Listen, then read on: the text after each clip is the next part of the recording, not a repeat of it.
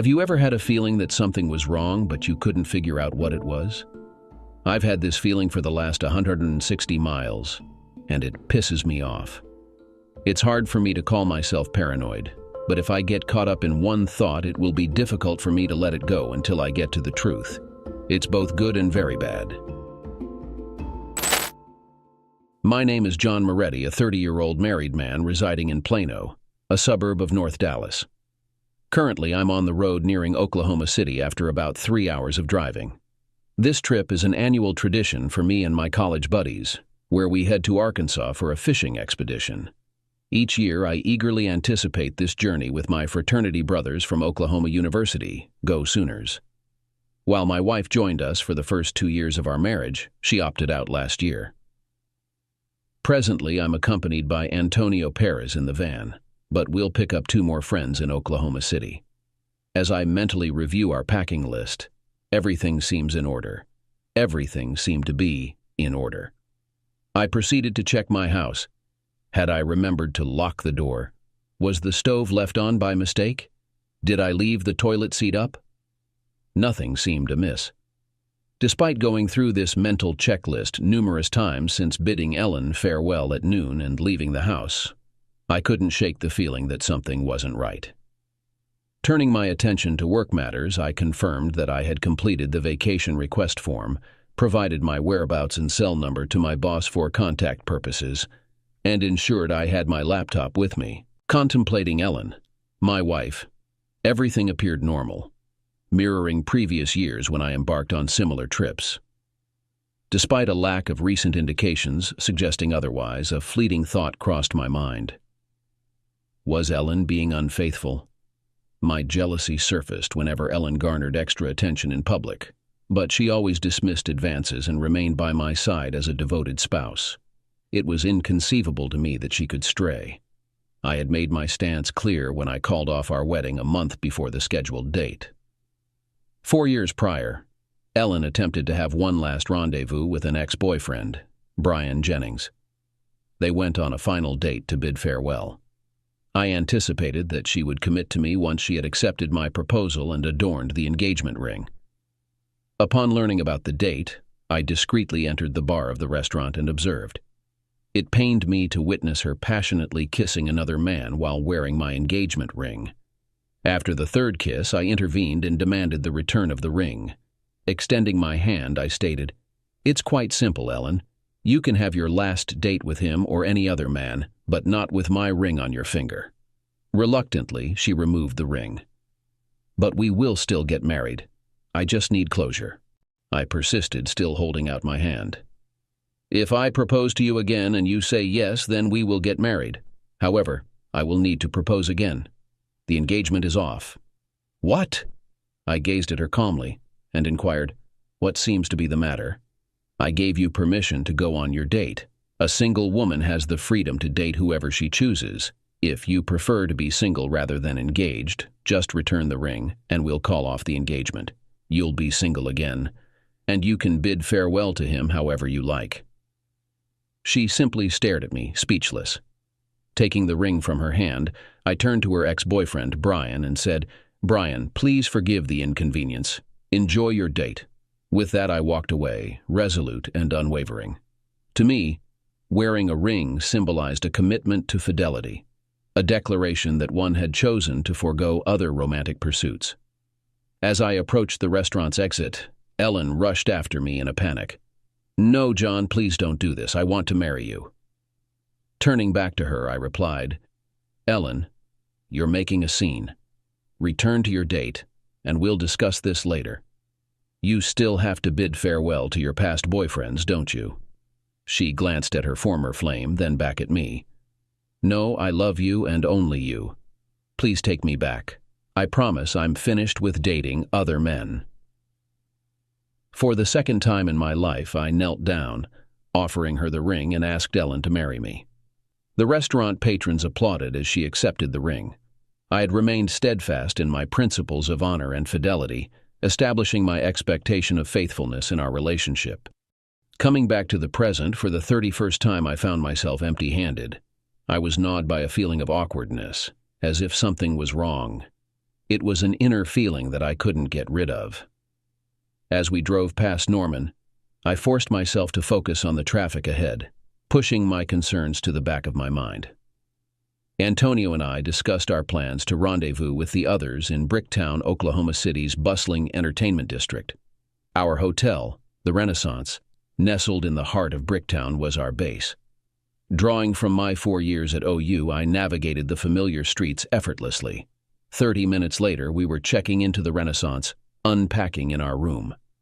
The clock now read 3:15. A blinking light on our phone caught Antonio's attention. He glanced at me and uttered 2 words, "Bricktown Brewery." I countered with, "Toby Keith's." Antonio reached for the phone, tapped a few buttons, and replied, "Earl's Rib Palace." We exchanged knowing looks, almost simultaneously realizing, Tony beat us here, didn't he? A shared sigh escaped us both.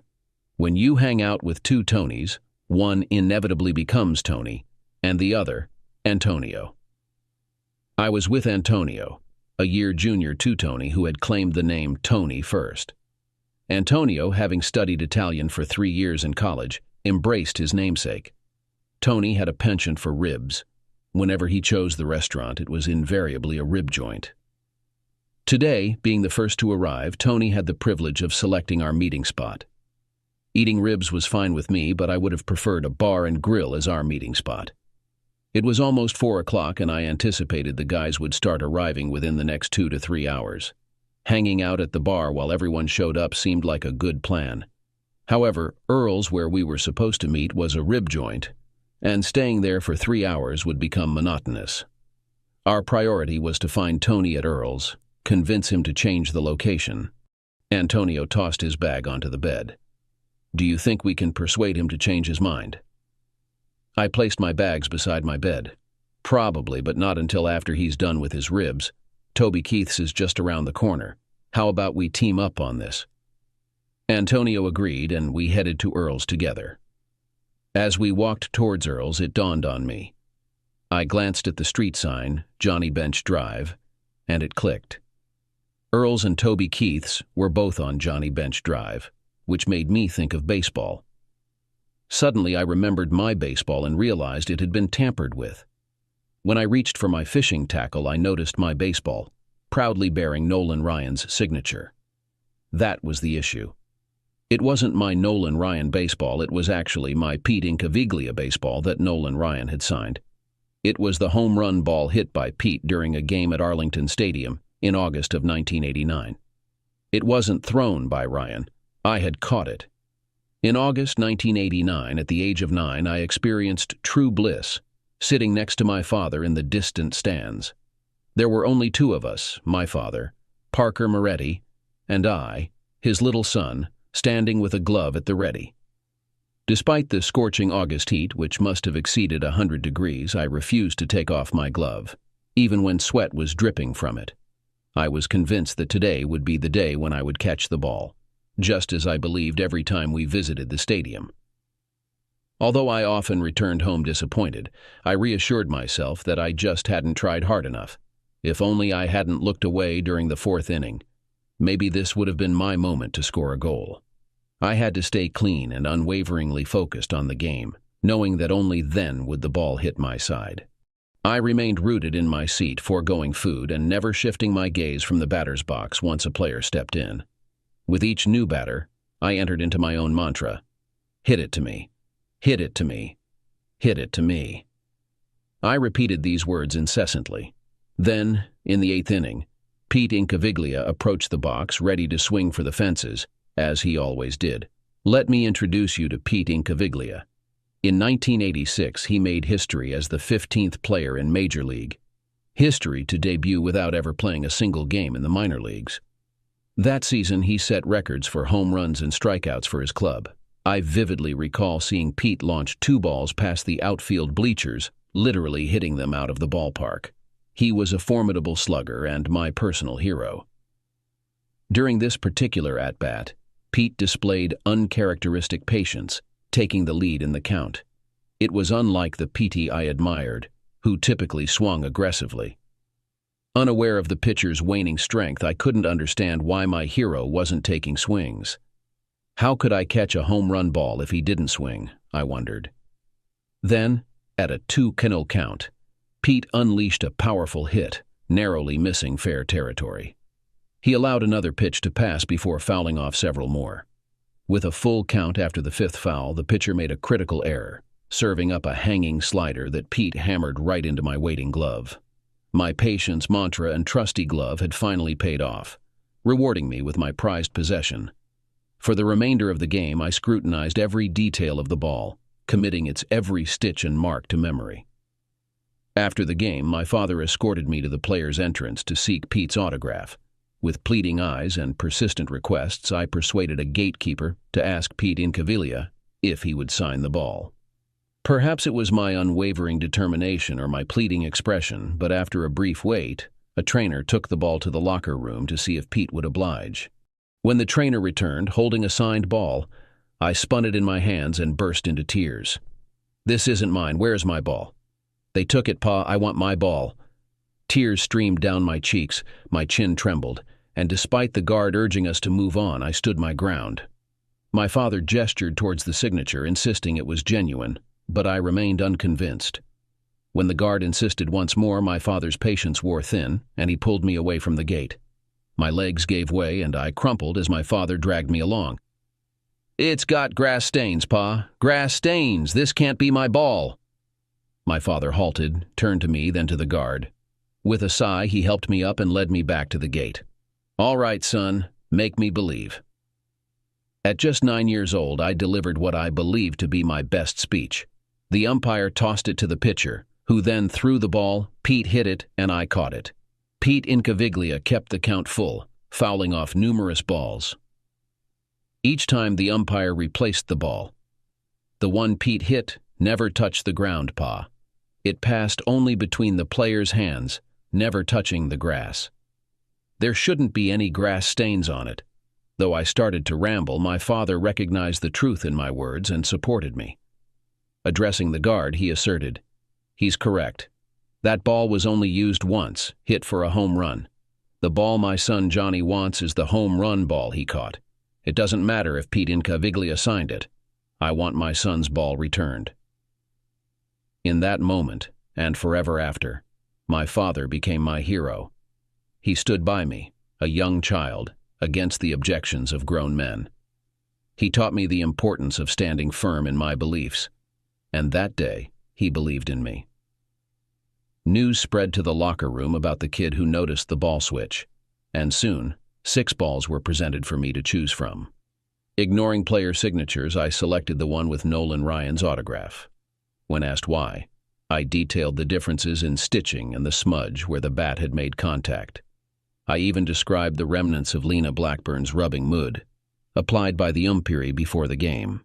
I had nailed it, right down to the faint mark revealing 3 digits that partly identified Pete's bat model number.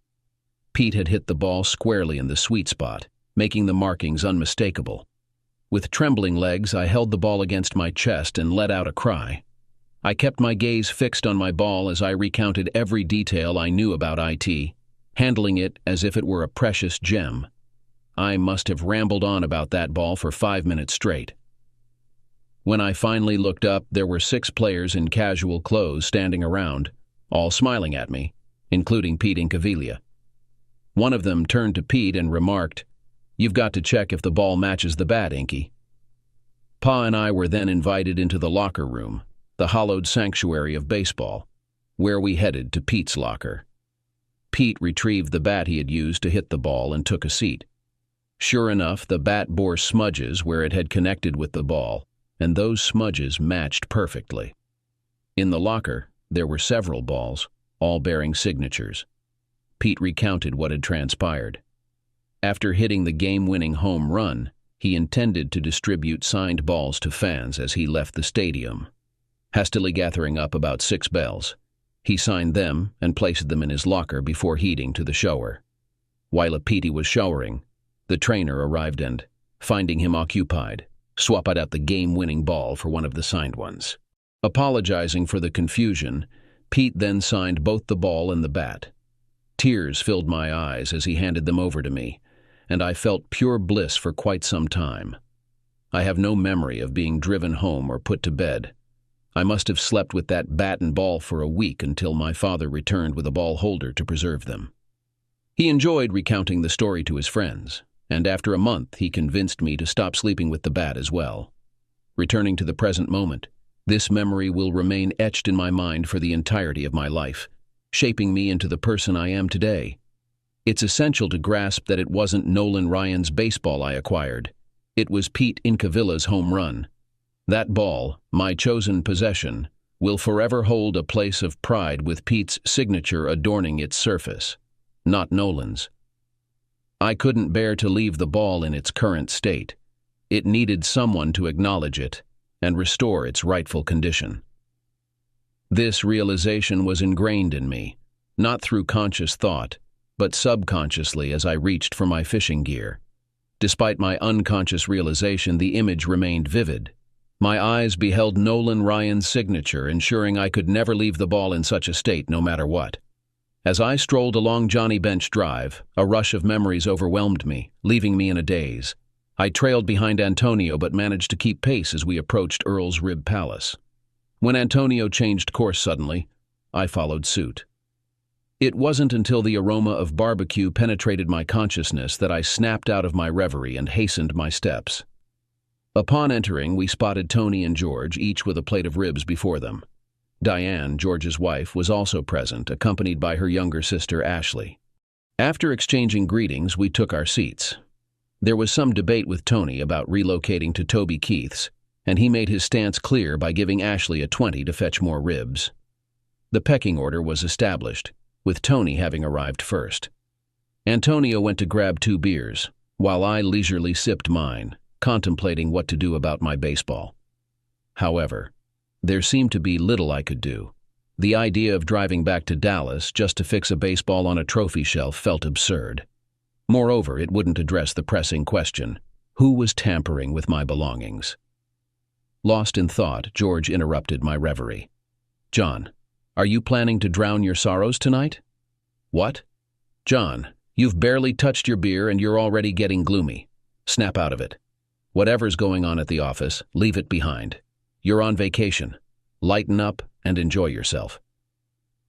I nodded in agreement, feeling a surge of energy, and clinked bottles with George. It seemed like the natural response. Then a thought struck me. If someone tampered with my baseball, they might have meddled with my fishing gear too, which I kept back at the hotel. Standing up, I quickly finished my beer, excused myself, and mentioned that I needed to check something in the van. On my way back to the hotel, I encountered 2 other people, though it was still relatively early, around 4:30, when I rifled through my tackle box. As expected, 3 lures were missing, including 2 I had used to reel in stripers with Ellen's boss Carl earlier in the summer. Those lures had landed me some impressive catches, and Carl had seen it all. What aggravated me more was that I had plans to use those very lures over the weekend. I was furious. It wasn't just about replacing them.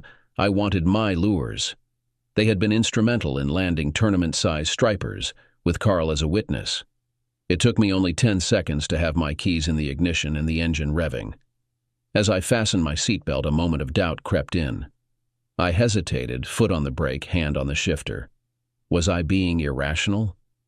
Driving 3 hours back to Dallas just to rearrange a baseball and retrieve my lures seemed excessive.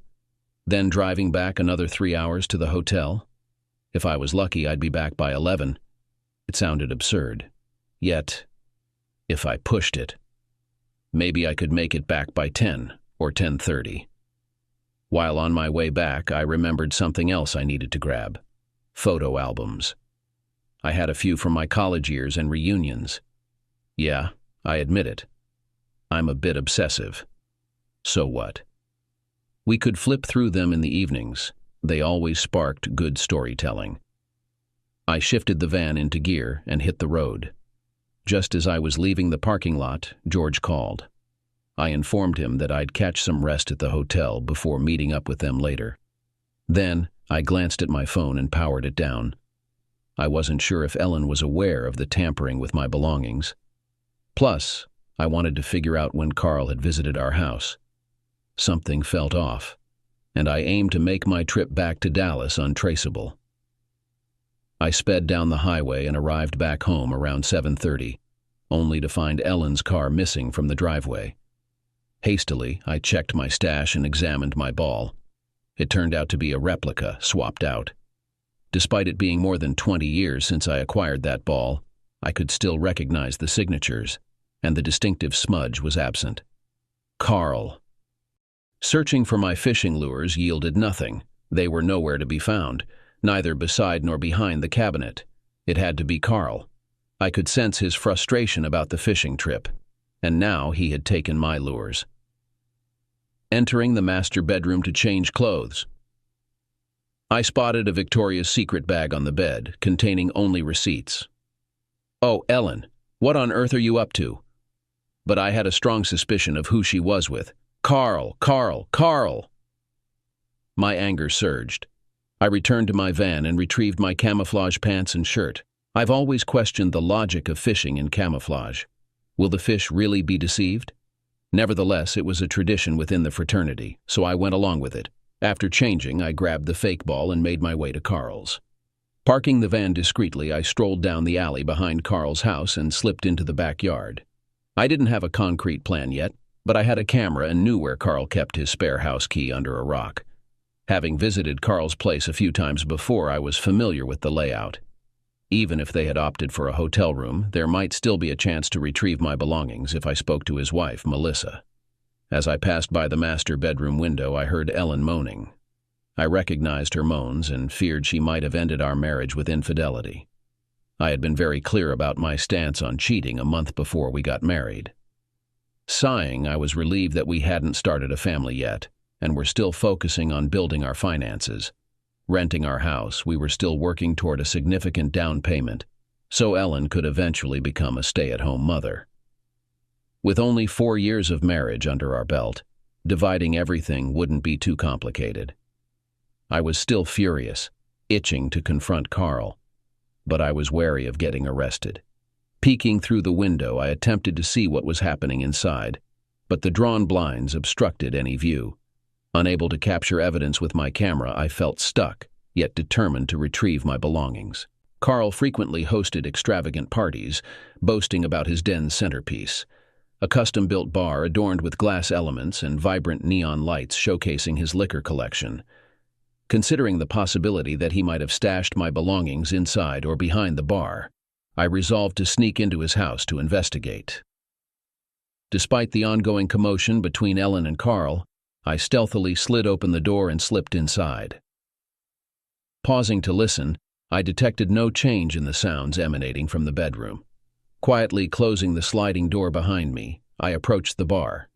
To my relief, I found all my possessions neatly arranged on the shelf behind the bar: the fishing lures, the baseball, and even a stack of baseball cards, a detail I hadn't initially considered but knew he had taken. These items held immense sentimental value, symbols of my life, and he had callously taken them. Swiftly, I replaced the baseball and substituted 3 old lures for my cherished ones. As for the baseball cards, lacking replacements, I pocketed them. Exiting through the sliding door, I was about to open it when I heard Ellen reaching climax, followed by Carl.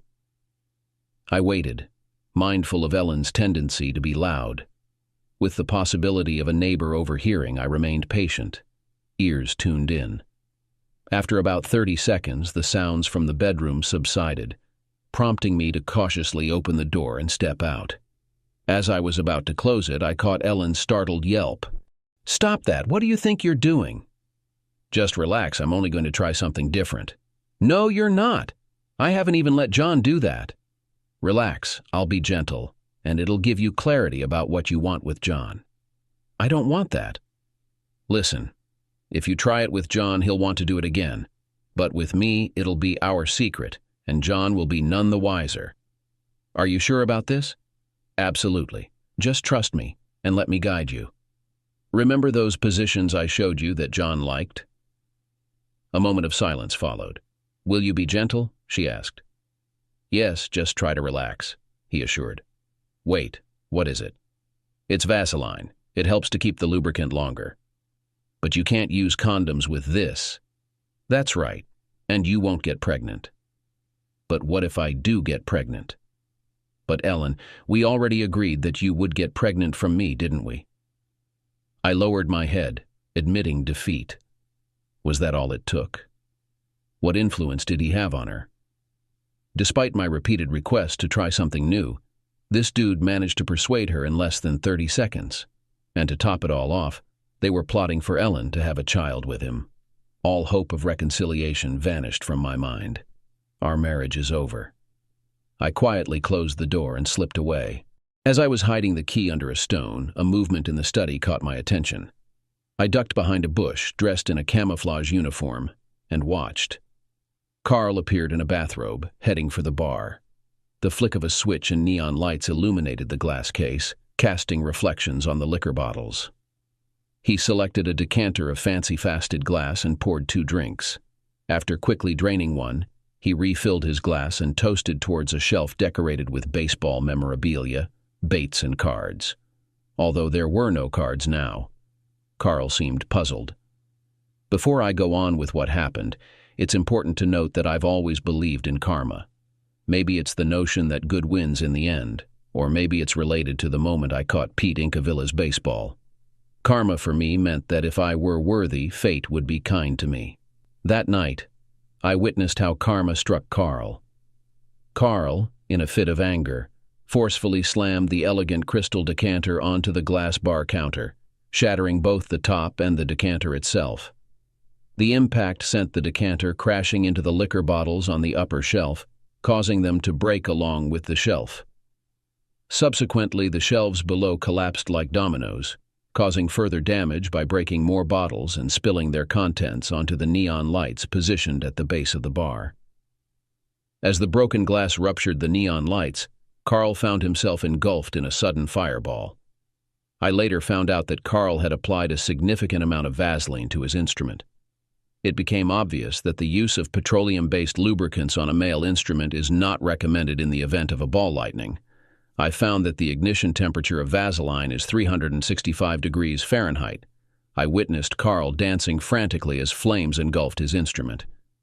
Ellen entered the room and tried to put out the flames, but her hands also caught fire, presumably because of the Vaseline.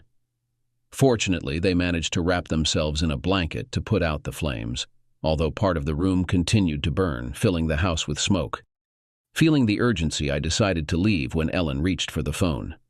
When I didn't see Melissa, Carl's wife, I assumed she must have been out of town. I returned to my van and drove home, passing fire and emergency trucks rushing towards Carl's house. I imagined Carl sharing an extraordinary tale with his wife, Melissa. Unsure if anyone had spotted me, I planned to act clueless upon my return to Bricktown. Arriving home, I discovered that I couldn't replace my ball in its holder. In a moment of desperation, I grabbed another ball and expertly forged the signatures, perhaps even better than Carl. After placing the fake ball back, prominently displaying Nolan Ryan's signature, I set off for Oklahoma with my photo albums in tow. During the journey, I was overcome by a sense of calm. The anger I had harbored dissipated when I witnessed Carl's sad situation. Although I cherished thoughts of confronting him, the sight of his flaming instrument strangely satisfied my desire for revenge.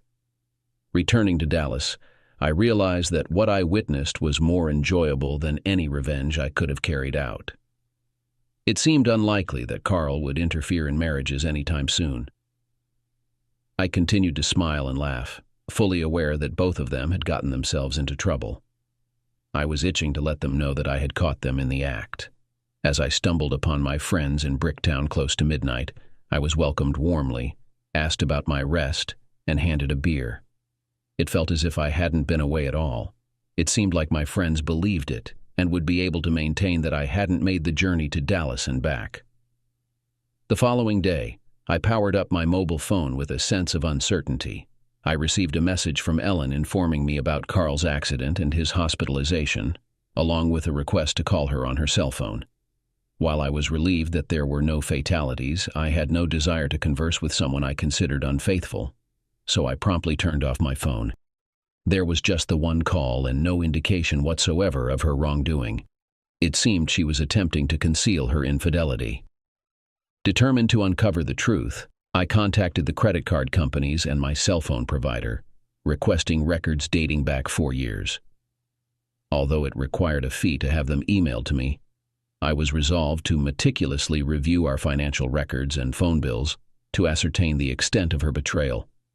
When we eventually organized our convoy to Arkansas, we numbered 24, including fraternity friends and their partners. Despite enjoying myself, I may have indulged in alcohol excessively. George kept an eye on me and eventually assigned Ashley, his sister-in-law, as my caretaker. During the second day's dinner, I occupied a table alone in the restaurant, engrossed with my laptop. Ashley approached and took a seat beside me. Ellen was unfaithful, wasn't she? Was it that obvious? Not to everyone, but some women notice subtle signs, like a man nervously playing with his wedding ring while appearing tense. I glanced at my hands. It might be beneficial for you to have some space to process your emotions. I'll leave you be. Ashley began to leave. Still fixated on my hands, I murmured, "Please stay." Ashley hesitated, seeming torn between wanting to assist and respecting boundaries. Eventually, she turned back and sat across from me. "You don't have to explain anything. Let's just share a meal together." Ashley had quickly discerned the situation. She refrained from offering alcohol and lent a sympathetic ear. We conversed, simply conversed. As I switched to iced tea, Ashley and I found ourselves supervising the rest of the group. We all engaged in fishing, while Ashley and I continued our conversations. We even dared to do karaoke one evening. Watching intoxicated individuals attempt to sing was oddly amusing, particularly when sober. Gradually, the other men also grasped the reality of my failing marriage. Some weren't surprised, mentioning Ellen's advances toward them. I sifted through photo albums with the guys, realizing the signs had always been present. I had merely chosen to overlook them. I also received the statements for our credit cards and phones, and upon reviewing them, I noticed some recurring patterns. I was pleased to observe that I consistently used my credit card for meals during business trips, as it allowed me to cross-reference expenses with my reports. This provided me with a clear record of each trip I took. I noticed expenditures for clothing and salon visits, typically occurring on the days I traveled. While my partner had always claimed these were surprises for my return, it appeared they were intended for her lovers instead. Ellen's indiscretions were quite evident, and although I hadn't initially sought out evidence, I stumbled upon a trail of her infidelity. It became apparent that Ellen was a habitual cheater, with multiple affairs.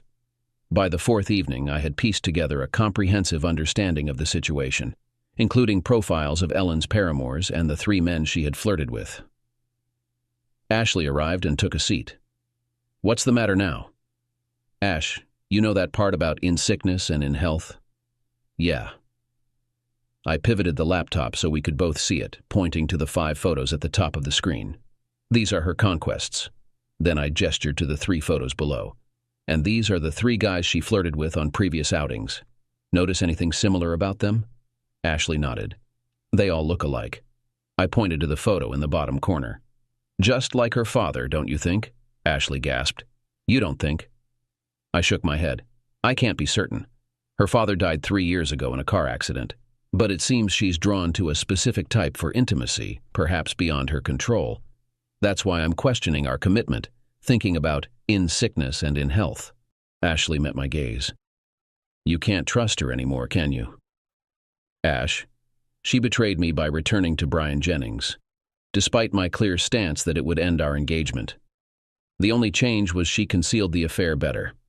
If I take her back, she must confess everything and seek help for this compulsion. Otherwise, she'll only become better at hiding her infidelities. John, it's your decision, but I doubt you'll find happiness in this marriage again. You'll always be suspicious, and that mistrust will erode the relationship. That's why I'll give it one chance. She needs to be willing to save the marriage, which means owning up to everything." We had dinner, watching my friends get embarrassed. I noticed that several other people had switched to iced tea and were also enjoying the spectacle. While we were enjoying dessert, Ashley started giving me meaningful looks. "What?" I have whipped cream on my face. John, I've been thinking about how much you're hurting. Would you like to come to my cabin tonight? I shook my head. Ash, I don't want intimacy out of pity. I don't want that either, John. If that's what I'm going to get, then don't worry. I don't want a weak man sleeping with me. I spent 5 days with a group of ex-frat boys, and I want to be dominated, to be taken by force. I suggest you do it in revenge. My eyes widened and sparkled with desire. I gazed at Ashley with intense longing, feeling my mouth water. However, I restrained myself. John, you're not the only one facing issues here. I came up with my sister Diane to escape from the memories of my awful ex-boyfriend. I was hoping to have some wild experiences with multiple guys this week. Instead, I'm realizing that you guys look out for each other. Did you hear what George did? My meddling brother-in-law spread the word that I'm off limits this week because I'm hurting. I don't think he informed you, so it seems like he's trying to set us up. I just want someone to help me forget.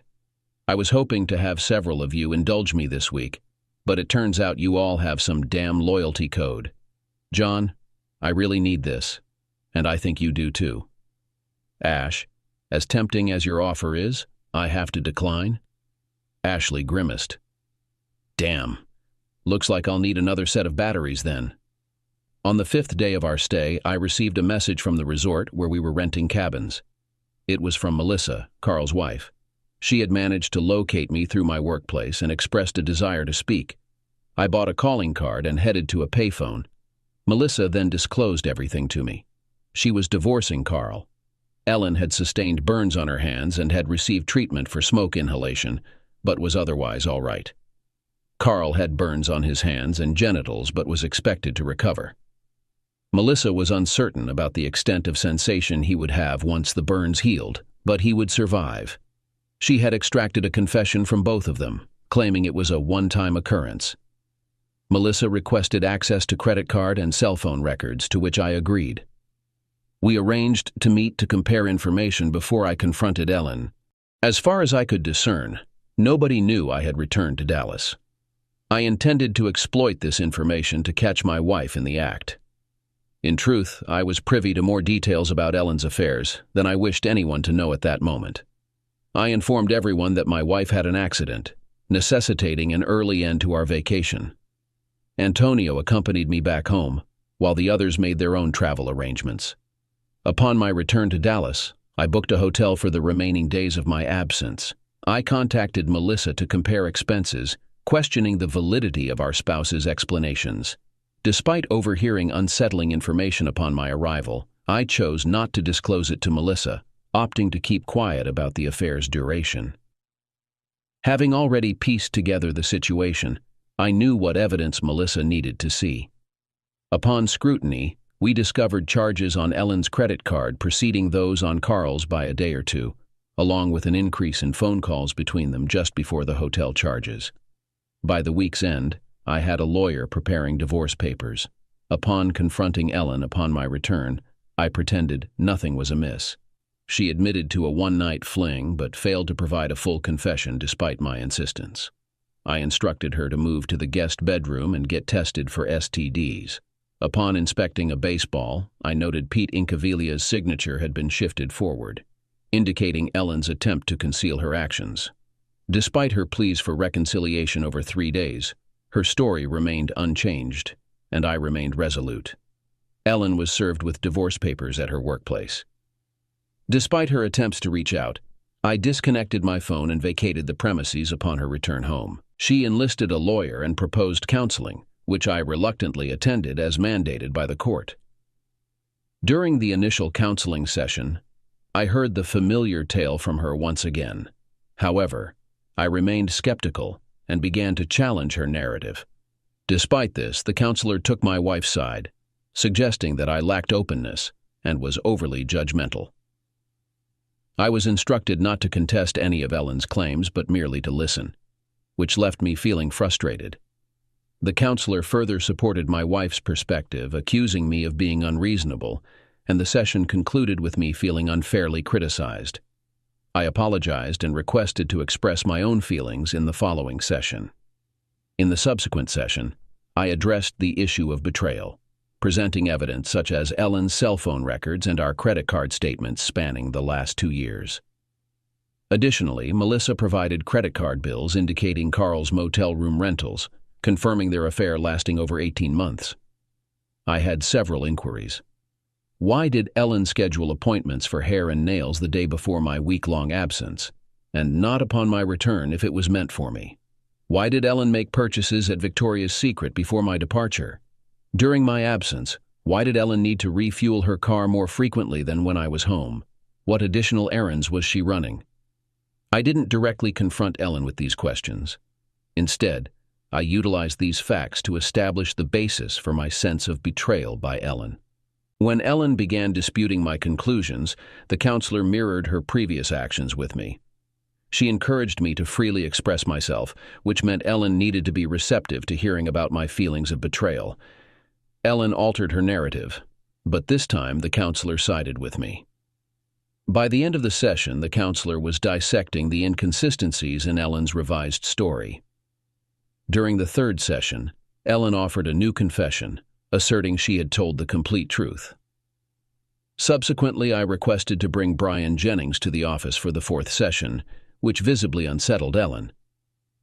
I then elaborated on discovering Brian's number in her cell phone records, along with a similar pattern of expenditures as I had observed with Carl. I also shared some extra details, my photo albums. I discovered pictures of Ellen with her father, a man standing at 6'1", with blue eyes and sandy brown hair. There were also images of Ellen's ex-boyfriend, who was approximately 6 to 6'2", possessing blue eyes and sandy brown hair. Carl and Brian also matched this description, as did 3 other guys from the fraternity. I possessed letters from each of them alleging that Ellen had flirted with them. Whenever I displayed photos of any of these individuals with Ellen, she appeared smiling and gazing up at them admirably. I still had 2 more former boyfriends I could have used to support my argument. However, I chose to hold off until I obtained a complete confession. I didn't want to reveal all my evidence at once, nor did I want to disclose that I had returned. After recounting the incident from a month before our wedding, Carl informed the counselor that I couldn't trust Ellen around any man fitting that description. The counselor then broached the question I had been avoiding. "Did your father do something to you when you were young?" Tears streamed down Ellen's face, but she remained silent. I rose from my seat and made my way to the door. "Counselor, I find it difficult to trust my wife. I believe her father instilled in her a habit of deceit, likely to conceal the abuse he inflicted upon her. It seems to me that Ellen chose me over her previous partners because I don't resemble her father. Furthermore, I suspect she wanted me to raise children who were actually fathered by him. I suspect my physical traits, my shorter stature, brown eyes, and dark hair, were factors in her decision, making it easier for her to convince her father that the children were his, not mine." Ellen recoiled, ready to argue, but I silenced her with a gesture. "These are my sentiments, unsupported by evidence. However, they represent a deep well of mistrust that now stands between us, a mountain we must scale if our marriage is to survive. You've offered different versions of events in our counseling sessions, and I anticipate more until we unearth the truth." Counselor, I doubt I'll ever receive a candid response from Ellen until she confronts her past with her father. Welcoming her back now would only teach her to hide her indiscretions more effectively. And if my suspicions about why I was chosen are correct, I want no part in this relationship ever again. Ellen avoided my gaze as she spoke. These counseling sessions have only widened the chasm between us. The counselor nodded solemnly. I'll notify the court that counseling has been unsuccessful. After that, the divorce proceeded uncontested. As far as I'm aware, Ellen continues to seek counseling. 3 months later, Ashley showed up on my doorstep. "John, I witnessed how you took care of 22 idiots, despite the fact that you were in great pain. I was hoping that you would accept my offer of a rematch, but you didn't. It really pissed me off, even though it helped take my mind off my terrible ex-boyfriend." Ashley shifted nervously from one foot to the other. "John, aren't you going to say something?" "Like what?" "Damn it, you're making things difficult." John, I can't stop thinking about you and how faithful you've been to your wife. Why couldn't I have a devoted boyfriend like you? You've ruined everything. Ash, calm down. Your words don't make much sense. Damn it, it's not like that. I wanted to engage in senseless nearness to forget my pain, and you and your damn devotion made me want to save myself for someone who really cared about me. Ashley began to sob uncontrollably. You've shown me that I can have complete faith in you. Ellen was incredibly foolish to betray you. Now that you're single, I believe I may have just found the man I want to father my 22 children, if you're up for it. Ashley, are you proposing to me? Let's start with a date and see where it leads. I tend to be submissive and end up getting taken advantage of, but I trust you with my heart. I'll be here for a week, interviewing for jobs during the day, but free every evening to explore your world. And when you decide I'm the one for you, I expect you to sweep me off my feet and claim me in the bedroom. We tied the knot in Bricktown at the reunion the following year.